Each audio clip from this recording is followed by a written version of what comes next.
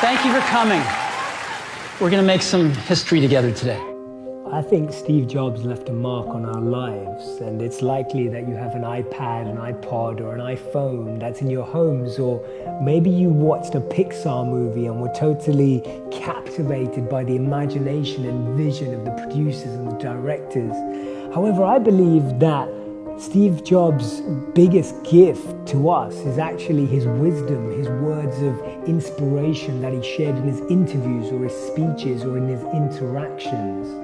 Steve Jobs said that you should never start a company with the goal of getting rich. It should be about starting a company to make something you believe in. We should dream to make a difference, break down boundaries, build beyond borders, and ignite ideas to innovate incessantly and create for people what they can never conjure up themselves. Henry Ford said that if I had asked people what they wanted, they would have said faster horses. And that's the beauty of going beyond wanting money and going beyond wanting fame and going beyond wanting power, that you actually craft something that evolves people's daily lives, that you actually create something that enhances someone's human experience.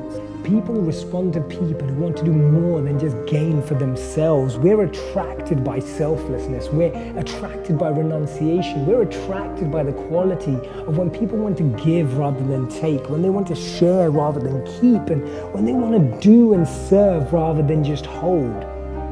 Steve Jobs said, being the richest man in the cemetery doesn't matter to me. What matters to me is going to sleep feeling like we've done something wonderful. When I was 17, I read a quote that went something like, "If you live each day as if it was your last, someday you'll most certainly be right."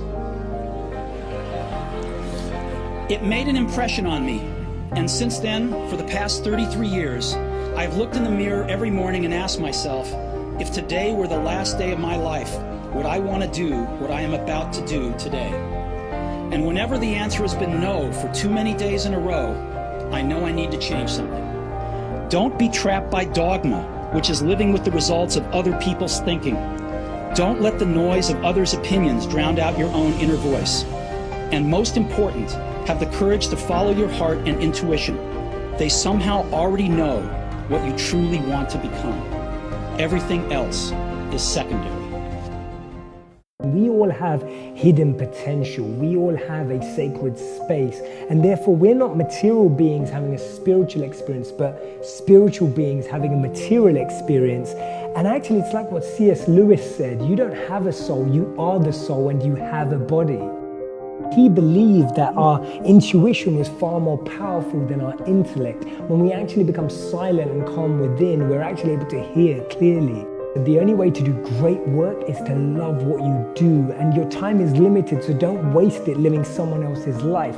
Albert Einstein said that everyone is a genius, but if you judge a fish by its ability to climb a tree, it will spend its whole life thinking that it's stupid. Rather than imitate and emulate, we can actually create our unique occupation, our unique service to the world, our unique offering that can actually drive a difference in other people's lives. And that's why he said that the ones who are crazy enough to believe that they can change the world are the ones who do.